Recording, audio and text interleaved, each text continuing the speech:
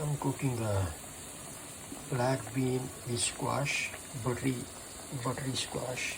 I'm going to add this one here, 2 inch of butter, oregano powder, little bit salt, and this is Suzan. So Suzan, which is comes in the pack. So this will be canned black bean, which is right here.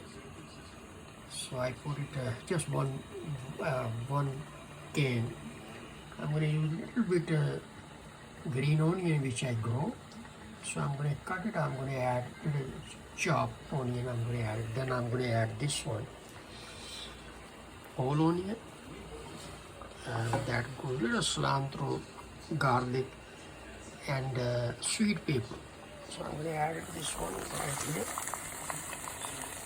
I cook squash like around 10 minutes because bean is already, because canned bean, it done very fast.